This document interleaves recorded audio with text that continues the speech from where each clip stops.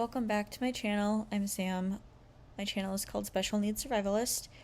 I just wanted to do a video series on Amelia and her journey, so I will start today with my pregnancy and Amelia's birth story, and then eventually part 2 will probably be early days into her diagnosis. Then after that, we'll get into hospice, that kind of process, and then the day that she actually died, and also what we learned from this experience.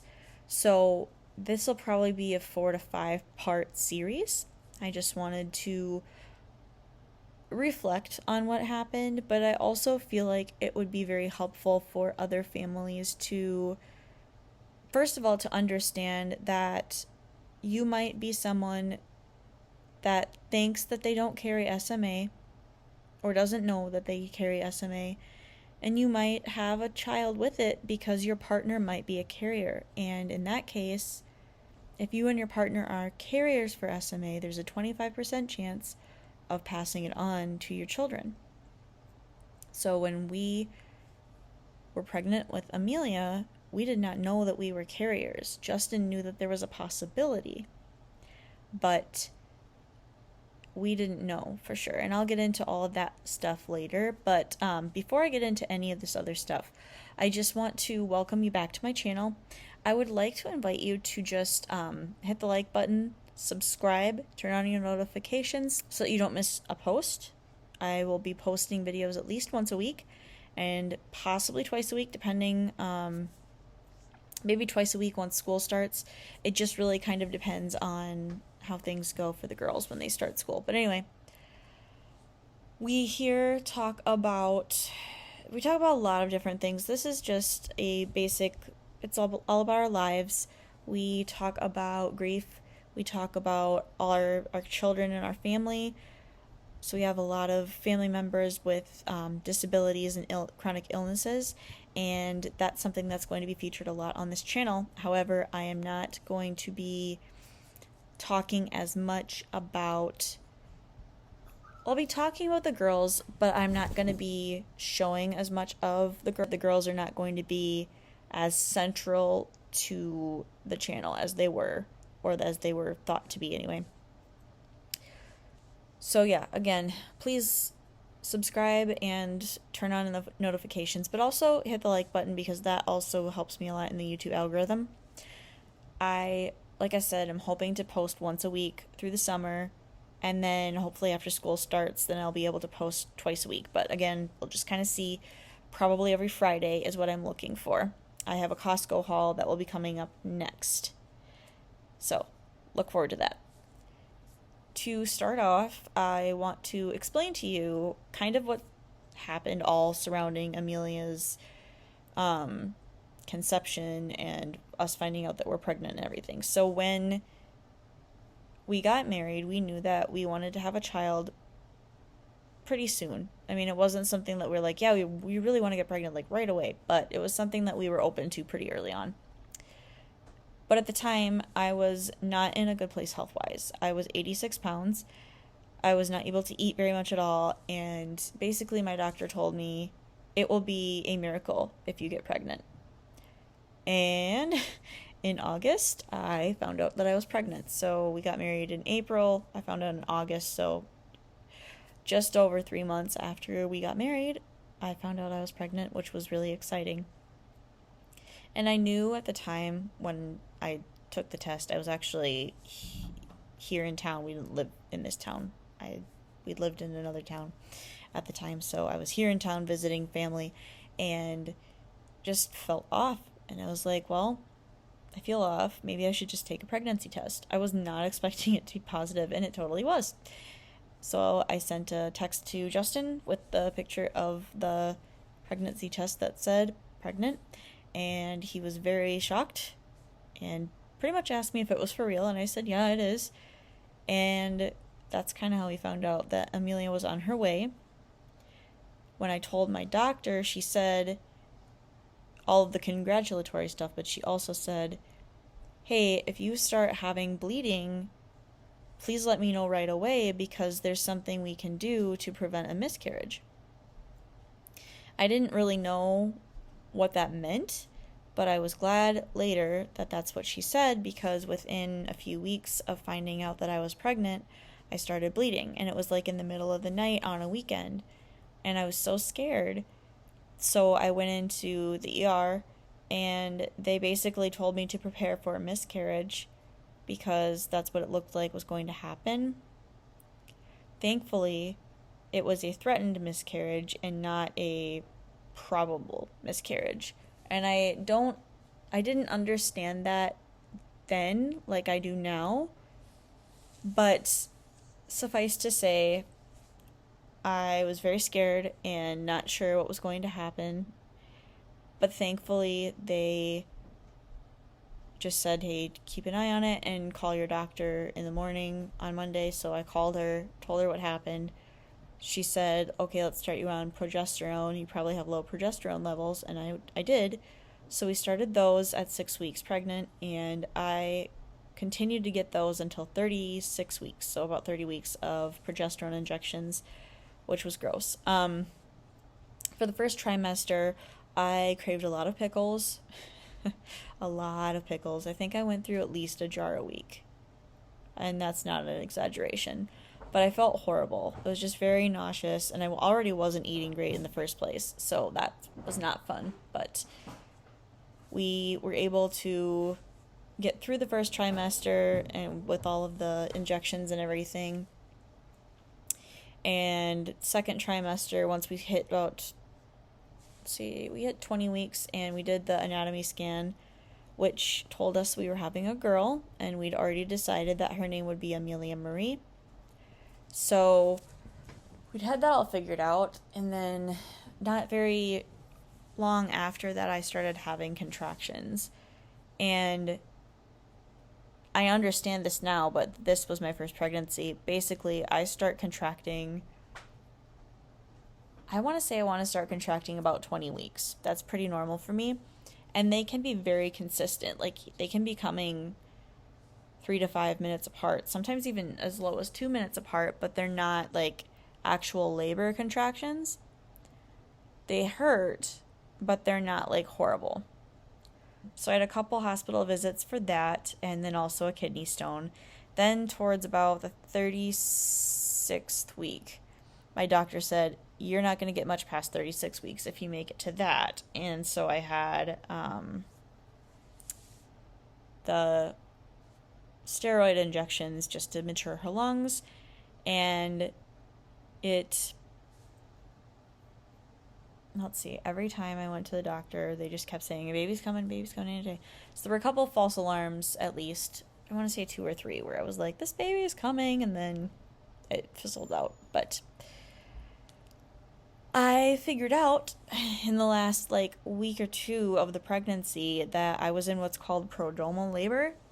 So I would have very painful, strong contractions, 2 to 3 minutes apart, but they were not doing anything to make progress to dilate.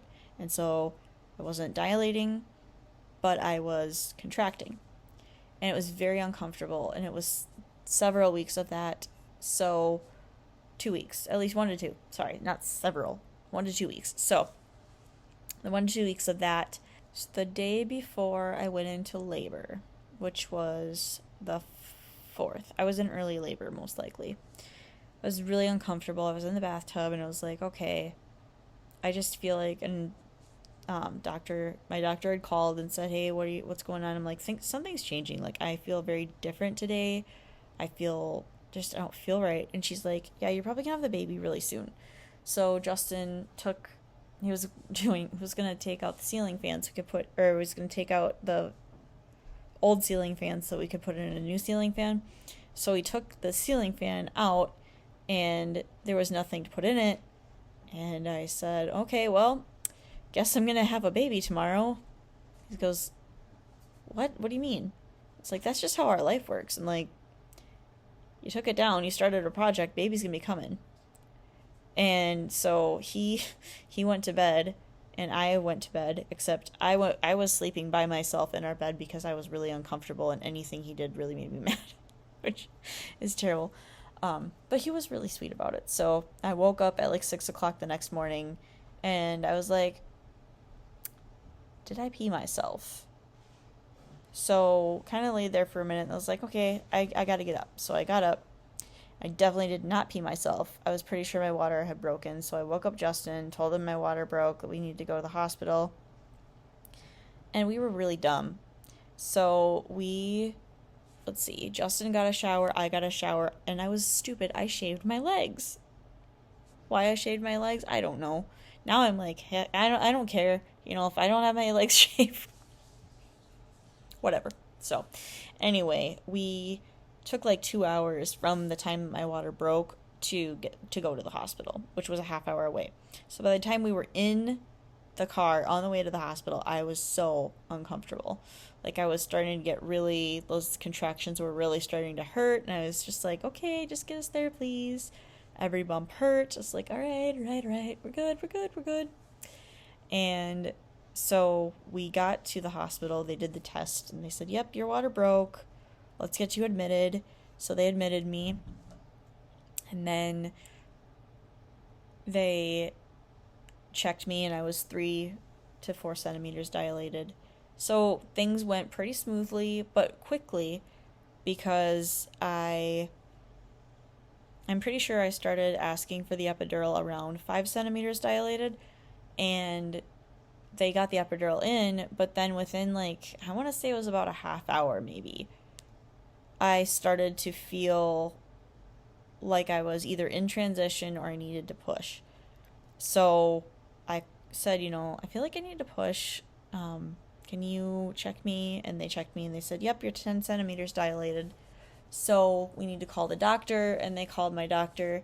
He came up, and he said, yeah, let's go ahead and start pushing. I'm going to go get lunch.